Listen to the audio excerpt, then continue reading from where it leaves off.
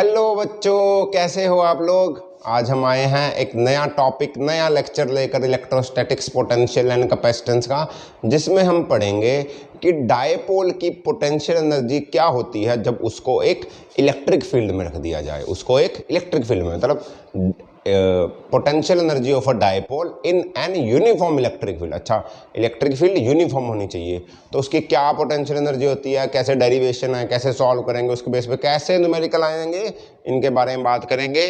ये चैप्टर, दोबारा बोल रहा हूँ, ये टॉपिक पिछले चैप्टर पे डिपेंड करता है, इलेक्ट्रिक फील्ड।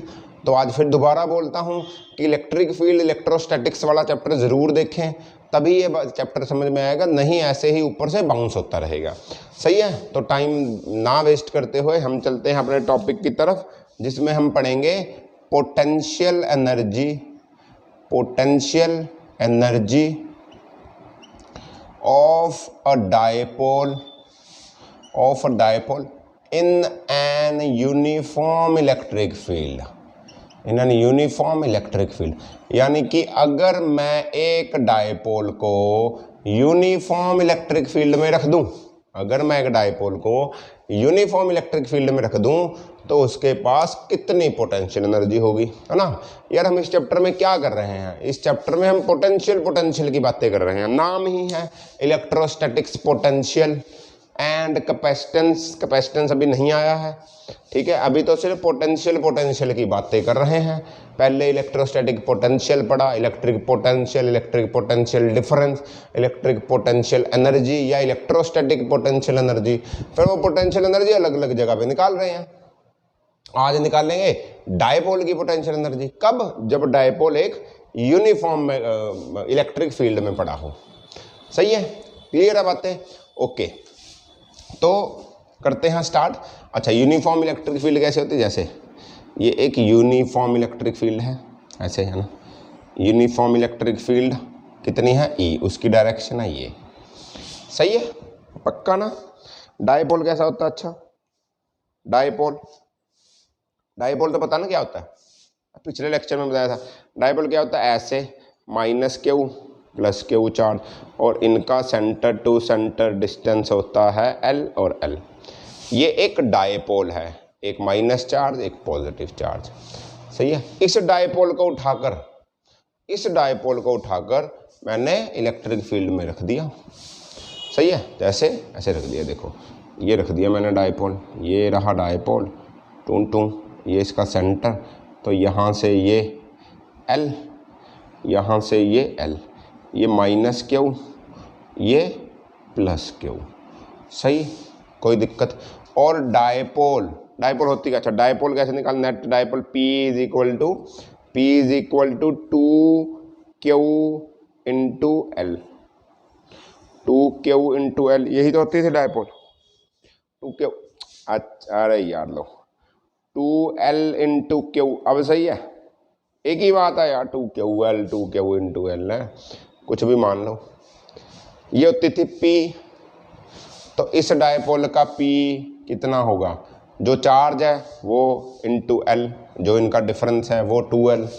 सही है, तो मैं मानता हूँ ये जो डायपोल है, ये जो इसकी डायपोल बनी P, इसकी P, इस डायपोल की डायपोल होगी P, जो होगी 2L इंटू क्यू। डायपोल और इलेक्ट्रिक फील्ड, दोनों में एंगल है थीटा। देखो, डायपोल इलेक्ट्रिक फील्ड के साथ एंगल थीटा। डायपोल ऐसे रखा है, ऐसे भी रख सकता हूँ, ऐसे भी रख सकता हूँ, डेरिवेशन के लिए ऐसे रखा है। फिर केसेस पढ़ेंगे कि सीधा रखा हो, ऐसे रखा हो, उल्टा रखा हो, है ना। अभी के लिए ऐसे रखो कि डायपोल और इलेक्ट्रिक फील्ड का एंगल है, क्या है जी? थीटा। सही है, इतनी बात समझ में आई होगी। डायपोल पता है क्या होती है, और ये भी समझ में आया होगा कि ये क्या होता है। ठीक है जी, चलें आगे, चलते हैं जी। अब हमें क्या निकालना? इसकी पोटेंशियल एनर्जी निकालनी है, इस डायपोल की। हमने बार बार पढ़ी है कि पोटेंशियल एनर्जी नहीं निकाल लेंगे, चेंज इन पोटेंशियल एनर्जी निकालते हैं। वो किसके इक्वल होती है? U final minus U initial. वो किसके इक्वल होती है? Minus of work done by conservative forces, याद होगा। या हम क्या करते हैं, या equal two plus of work done by external forces. सही है।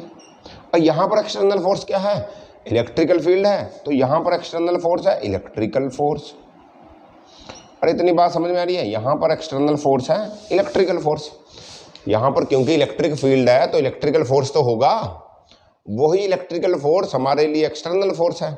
तो मैं क्या करूँगा, ये इलेक्ट्रिकल फोर्स का वर्क डन निकाल लूँगा, वही मेरे लिए डायपोल का पोटेंशियल एनर्जी होगी। अरे ऐसा ही तो करते आए थे, ऐसा ही तो करते आए थे ना बेटा, समझ में आया इतना। अच्छा अब एक बात याद रखो कि इस डायपोल के ऊपर नेट फोर्स जीरो है। समझो इस डायपोल के ऊपर नेट फोर्स जीरो है। बाहर से कोई फोर्स काम नहीं कर रहा, बाहर से कोई फोर्स नहीं काम कर रहा, जो फोर्स है अंदर है, तो नेट फोर्स जीरो है, नेट फोर्स जीरो है। पक्की बात है ये। और पर एक बात समझो कि ये डायपोल की डायरेक्शन क्या होती है, नेगेटिव से पॉजिटिव, याद होगी। डायपोल की डायरेक्शन नेगेटिव से पॉजिटिव।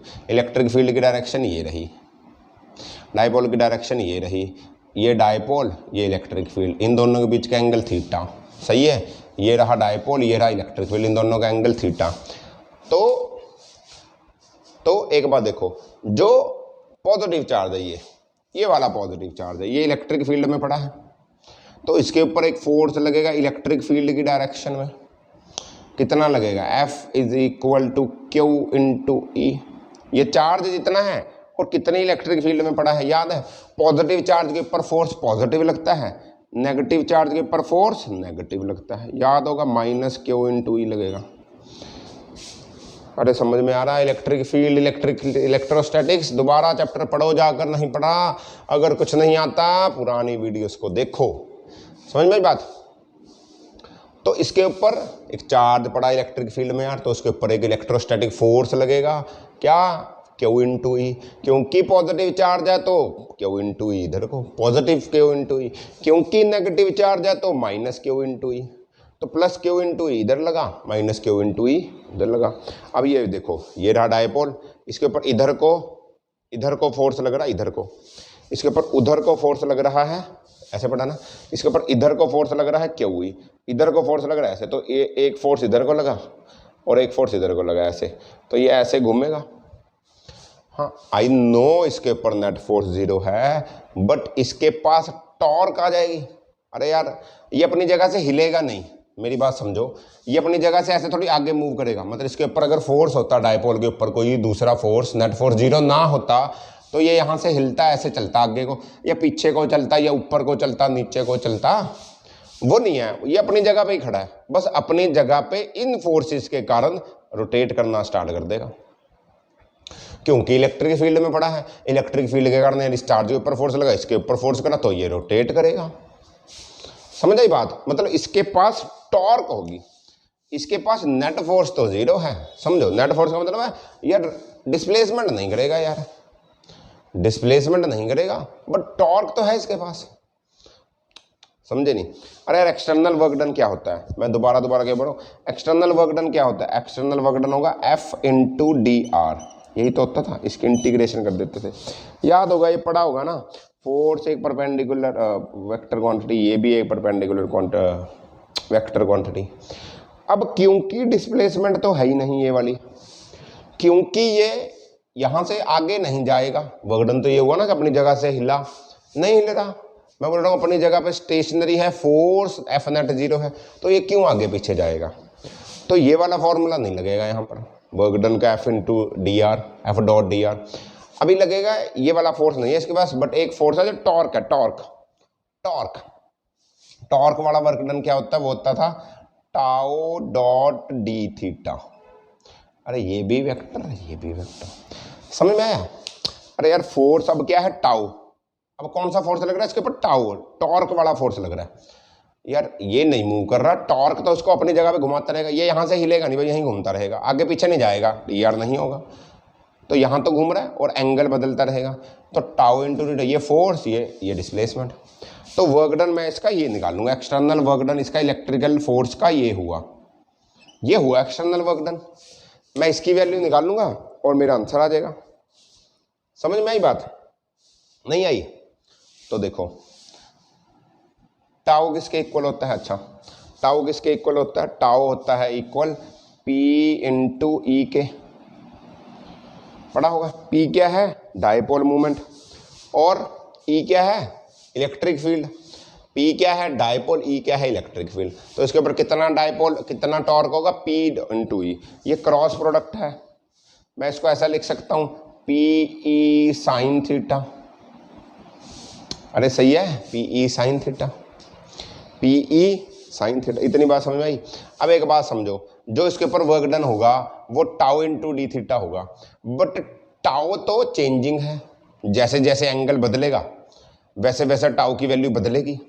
एंगल चेंज होगा तो टाउ भी तो चेंज होगा।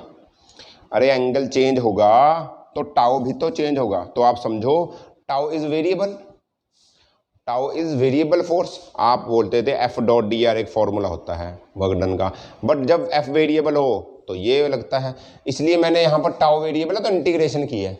समझ में आई बात? मैं वर्क डन को tau into tau dot D theta सिर्फ क्यों लगा? इंटीग्रेशन इसलिए किया है क्योंकि tau is a variable force, tau बदलता रहेगा एंगल के साथ। सही है। और टाउ की वैल्यू क्या है? P E sine theta. रख दो इसको। अच्छा, कहाँ से कहाँ तक जाएगा इसको समझो, कहाँ से कहाँ तक जाएगा ये समझो। देखो, मैं मानता हूँ कि मैंने मान लिया, एज्यूम किया कि ये ऐसे पड़ा था पहले इलेक्ट्रिक फील्ड में, और ये घूम के यहाँ से यहाँ चला गया। ये जो आपका ये ऐसे चला गया, माइनस क्यू प्लस क्यू, और ये नॉर्मल थीटा पे था और घूम के थीटा 2 एंगल पे चला गया। 90 डिग्री नहीं है, देखने में लग रहा होगा, एंगल इसका थीटा 2 हो गया। सही है, एंगल इसका थीटा 2 हो गया। अब समझो, इसको घूमना तो चाहिए था इधर को, फोर्स इसका इधर को लग रहा है, ये घूमेगा ऐसे, बट ये चला गया ऐसे।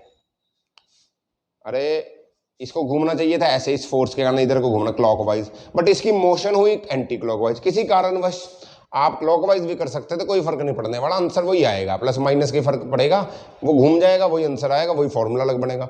वो जो बुक में कर रखा हम उसी को मान रहे हैं। यार ये ऐसे घूमना था, ये ऐसे घूमना था, बट मैंने माना कि ऐसे ना घूमने की जगह, घूमना तो इस फोर्स का ऐसे ही था, बट ये ऐसे घूम गया, बट ये यहाँ पर पहुँच गया किसी तरीके से। तो इसकी अब जो फाइनल पोजीशन है वो थीटा 2 है। इतनी बात समझ में आ रही है कि किसी को वो भी नहीं आ रही? पक्की बात है। सही है। तो देखो, तो कहाँ से कहाँ तक गया ये? देखो, टाउ चेंज हो रहा है, मैं बोल सकता हूँ टाउ जाएगा थीटा 1 से थीटा 2। मान लो थीटा 1 एंगल में पड़ा था, फिर थीटा 2 पे चला गया। अरे यार, टॉर्क लग इधर को रहा, होनी चाहिए क्लॉकवाइज मोशन, हो गई एंटी क्लॉकवाइज। एंटी क्लॉकवाइज तो इस फोर्स के कारण होगी ना, बट मैं मान रहा हूँ कि नहीं है, इधर को चला गया। उल्टा समझ रहे हो, एक ही बात है, इसको याद रखो कि ऐसा क्यों हुआ। सही है। तो टाउ की वैल्यू पुट करोगे ये थीटा 1 से थीटा 2, क्योंकि डी थीटा के रिस्पेक्ट में थीटा 1 से थीटा 2। अच्छा देखो, अब ये रोटेट तो करना चाहिए था इधर को क्लॉकवाइज, मतलब रोटेशन तो इसकी क्लॉकवाइज हो रही है, बट इसकी मोशन हुई एंटी क्लॉकवाइज, मोशन हुई एंटी क्लॉकवाइज। तो मैं इसको कैसा लिख सकता हूँ? देखो, इसको लिख सकता हूँ, डॉट प्रोडक्ट है तो मैं इसको लिख सकता हूँ tau D theta cos theta. इसको खोल दूंगा डॉट प्रोडक्ट को, थीटा 1 से थीटा 2। अब देखो यार, इस बात को ध्यान में रखो, रोटेशन हो रही थी क्लॉकवाइज, मोशन हुई एंटी क्लॉकवाइज, तो थीटा कितना हुआ? 180 डिग्री। अरे फोर्स इधर को लगा गया, इधर उल्टा हुआ, जिधर को फोर्स लगाया उससे ऑपोजिट गया, इसका मतलब थीटा क्या होता है? 180 डिग्री। जिधर को फोर्स लगाया उधर ही गया तो उसका 0 डिग्री होता है। तो अभी मैं थीटा को 180 रखूंगा। कॉस 180 की वैल्यू होती -1, कॉस 180 की वैल्यू होती -1, तो ये होगा माइनस बाहर निकाल दो, tau D theta cos theta is equal to 180 degree. तो थीटा कॉस थीटा -1, तो माइनस बाहर टाओ डी थीटा। अब टाओ की value P E sine theta put करो, टाओ की जगह पुट करो P E sine theta D theta, P E sine theta और डी थीटा। सही है। और थीटा 1 से थीटा 2। सही है जी, यहाँ लिख देते हैं, और थीटा 1 से थीटा 2। अब देखो P कांस्टेंट है, इलेक्ट्रिक फील्ड कांस्टेंट है, और कुछ नहीं कांस्टेंट, तो माइनस पी ई को बाहर निकाल लो, बचा क्या? Sign theta D theta. ये क्या आया? माइनस पी ई थीटा 1 से थीटा 2। साइन थीटा की इंटीग्रेशन क्या होती है? साइन थीटा की इंटीग्रेशन होती है, अगर याद हो, माइनस कॉस थीटा, और यहाँ पर थीटा 2 और थीटा 1, तो minus PE minus of cos theta 2 minus of minus cos theta 1। सही है, इसको लिख सकता हूँ minus PE cos theta 1 minus cos theta 2। सही है, minus PE cos theta 1 minus cos theta 2। अच्छा, ये भी माइनस है तो इसको इधर ऐसे कर दो, PE cos theta 2 minus cos theta 1। लो, ये क्या है आपका? External work done. यही तो हुआ आपका, क्या हुआ? Change in potential energy is equal to PE cos theta 2 minus cos theta, PE cos theta 2 minus cos theta 1। ये आए आपकी potential energy of a dipole. वैसे तो ये आया work done, external force, but potential energy external work done के positive के equal होता, तो यही क्या हुआ? Potential energy of a dipole. इतनी बात में किसी को दिक्कत हो तो बताओ, नहीं है तो आगे बढ़ते हैं। पक्का? चलें आगे। अच्छा, अब देखो, इसको रब कर देते हैं। अब एक चीज़ देखो, अब एक बात समझो। ये देखो, अगर मैं ऐसे करूँ, रबी कर दिया इसको, कोई बात नहीं। अगर मैं मानूं कि जो पहला एंगल था, कि जो डायपोल पहले रखी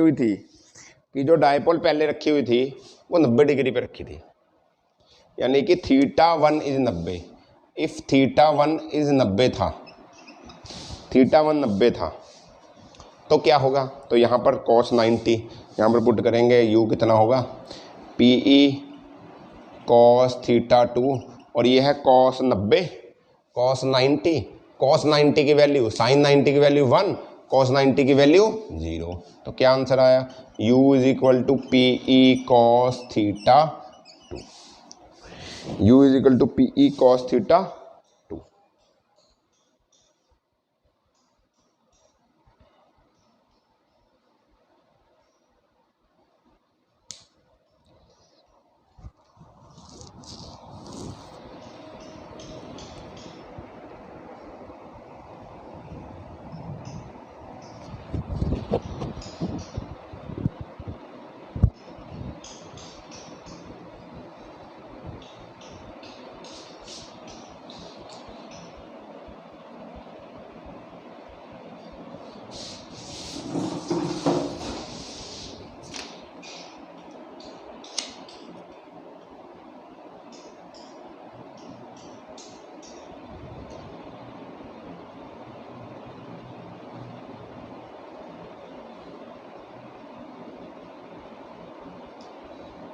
माइनस और माइनस ही हो जाएगा plus,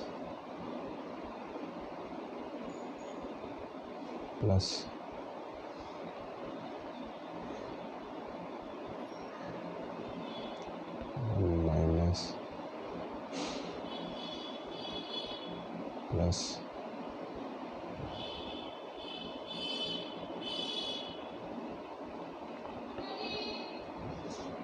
PE cos theta 2 minus cos theta 1। ठीक है जी। अच्छा, इसमें ना माइनस आएगा, माइनस cos थीटा 2। क्या गड़बड़ हुई है? यहाँ पर गड़बड़ हुई है। ये हो जाएगा प्लस, ये cos थीटा 2 हुआ प्लस, और ये हो जाएगा माइनस। सही है जी, तो इसको भी माइनस लिख सकता हूँ। इसको कौन करूँगा तो ये हो जाएगा माइनस, इसका माइनस निकालो बाहर, तो cos theta 2 minus cos theta 1। सही है, minus PE cos theta 2 minus cos theta 1। यही तो आया ना? तो minus PE cos theta 2 minus cos theta 1। ये है क्या? अरे ये होना कैसे था? डेल्टा U होना था ना। लो, तो हमने माना u theta 2 minus u theta 1 is equal to minus PE cos theta 2 minus PE cos theta 1। ये तो हो गया 90, 0 हो गया। तो यहाँ पर हम मानेंगे 90 डिग्री पे ये भी, we assume that potential energy at 90 degree is equal to 0। तो ये भी हो जाएगा theta 2 is equal to minus of P E cos theta 2। ये फॉर्मूला याद रखो, किसी भी एंगल पे पोटेंशियल एनर्जी निकालनी हो वो एंगल रख देना minus P E cos theta 2।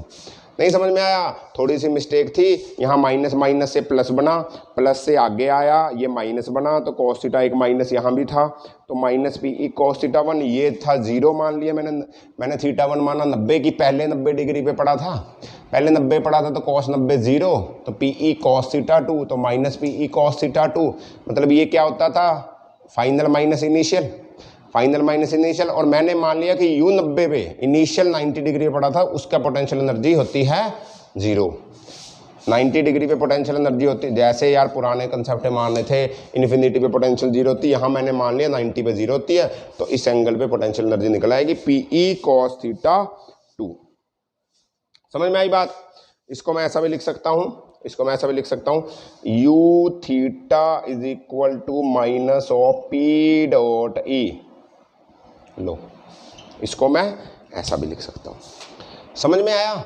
समझ में आया? अच्छा, इसको फॉर्मूले को यहाँ लिखते हैं, देखो तुम समझोगे क्या आया हमारा, U theta is equal to minus P E cos theta. Theta जो भी होगा वो रख लेंगे, सही है। अच्छा, इसको देखकर कुछ केसेस समझते हैं, कुछ केसेस समझो इसको देखकर, देखो देखो समझो समझो समझो समझो, मैं इसको रब कर दूं फिर समझाता हूँ। देखो यार एक बात समझो कि अगर जो डायपोल पड़ी है वो अलग अलग एंगल से पड़ी हो, मतलब डायपोल है, जैसे देखो ये इलेक्ट्रिक फील्ड में डायपोल मान लो 90 डिग्री पे पड़ी है, माइनस क्यू और प्लस क्यू, एल एल, और ये 90 डिग्री पे है, यानी कि इसका और इसका एंगल 90 डिग्री है। Angle between P and E is equal to 90 degree, theta is equal to 90 degree. समझ में आई बात? थीटा क्या है? 90 डिग्री।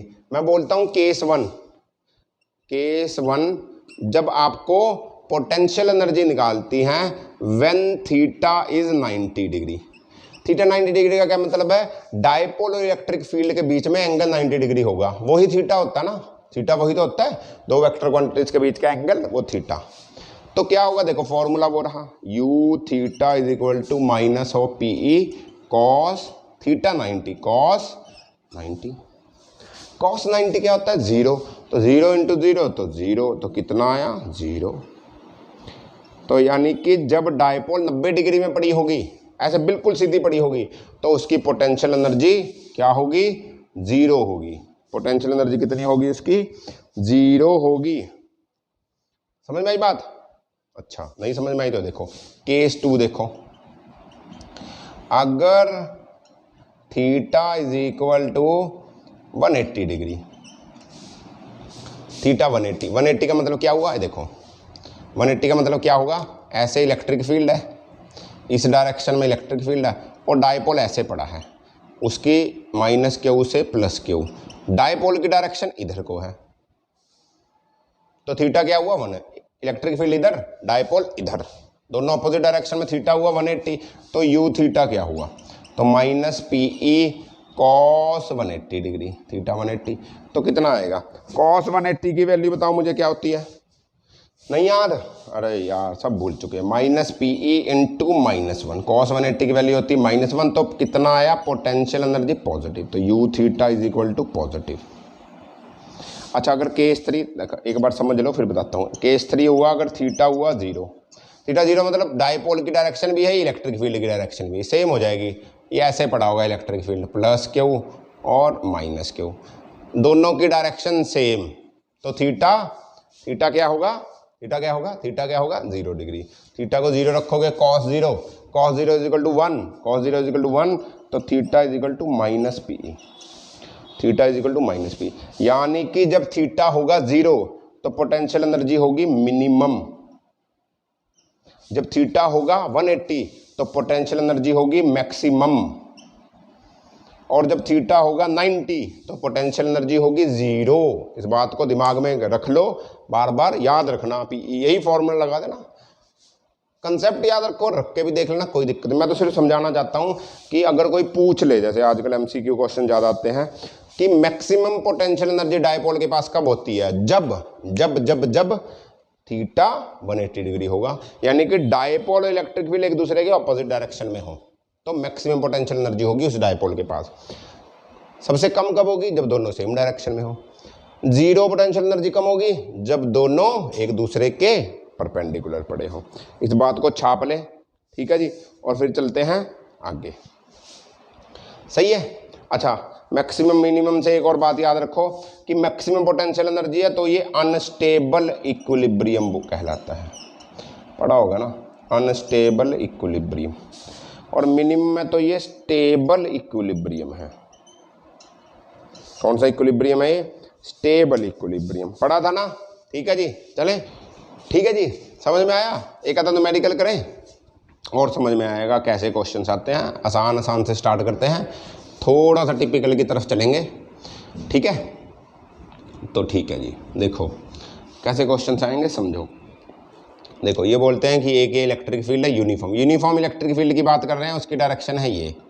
इसमें एक डायपोल पड़ा है ऐसे, माइनस क्यू प्लस क्यू, इसका एंगल है जी, इसका एंगल है जी 60 डिग्री, ठीक है। फिर मैंने इसको घुमा दिया, ये इधर चला गया, घूमने के बाद इधर चला गया, अब इसका एंगल हो गया ये 60 डिग्री, ठीक है। बताओ find work done in rotating the dipole, the dipole 60 से 60 हो जाने का। जल्दी जल्दी करो, समझ में आ गया होगा, नहीं समझ में आया, देखो करो। वर्क डन क्या होता है, delta U is equal to work done electrical force, यानी कि एक्सटर्नल फोर्स।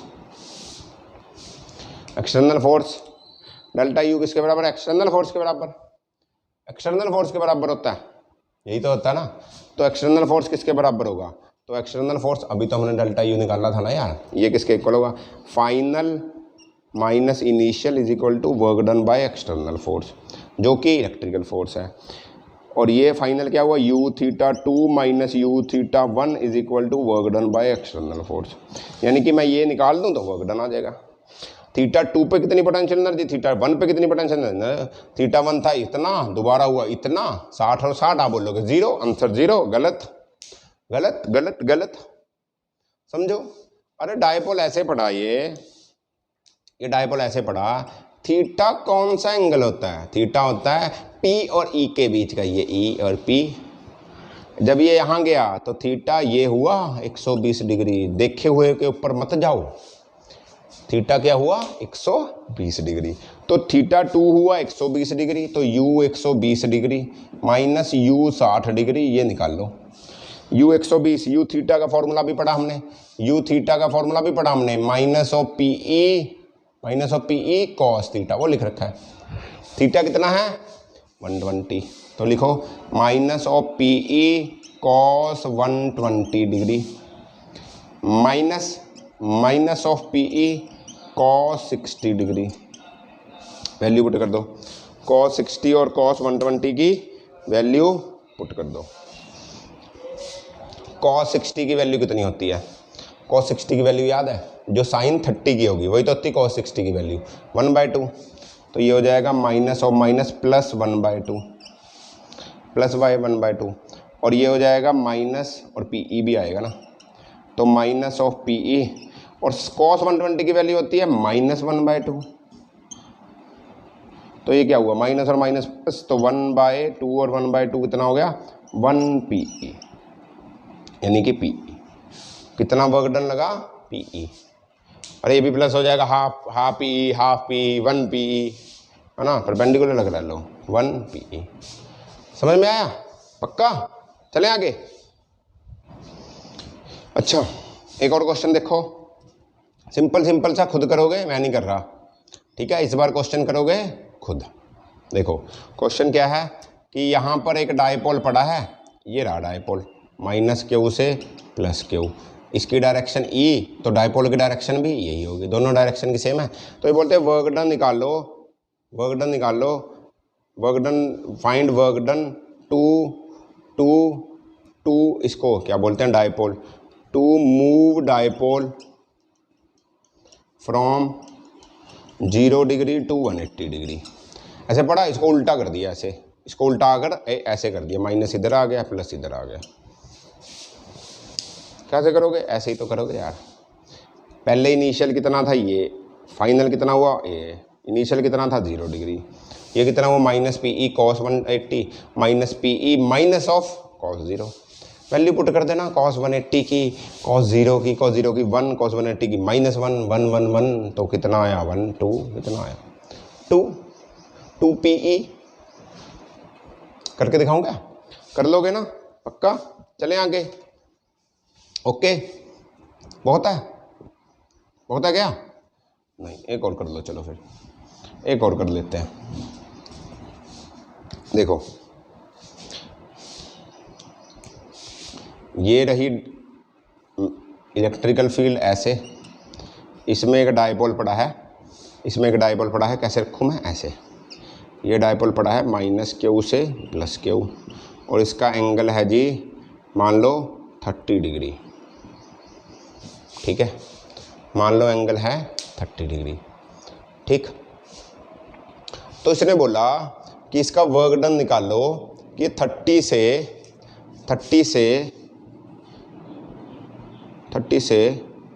270 डिग्री पे चला गया। लो 270 डिग्री पे चला गया, ठीक है, ऐसे हो गया, ऐसे पड़ा था ये पूरा घूम गया, ऐसे घूम गया। तो इसका वर्क डन निकालना। होमवर्क है तुम्हारा, कुछ भी नहीं करना, बड़ा ही आसान सा क्वेश्चन है, इसको समझो और इसको करें, ठीक है। अगर कोई दिक्कत है तो कमेंट करें, ठीक है जी। ओके, तो हम मिलते हैं अगले किसी टॉपिक के साथ, अगले किसी इंटरेस्टिंग टॉपिक के साथ, ठीक है जी। होपफुली मुझे लगता है कि इलेक्ट्रिक पोटेंशियल ख़त्म हो चुका होगा, तो हम अगला टॉपिक स्टार्ट करेंगे कैपेसिटेंस। तो अगले लेक्चर्स में हम बात करेंगे कैपेसिटेंस की, ठीक, उसके बारे में बात करेंगे, क्या energy stored in capacitance, capacitance क्या होती है, कैपेसिटर को सीरीज पैरेलल में कनेक्ट करना, वही रेजिस्टेंस वाला काम है ना, उनकी बात करेंगे, अगले लेक्चर में मिलेंगे, ठीक है। तब तक पढ़ते रहिए, एंजॉय करिए, खुश रहिए, all the very best, bye bye.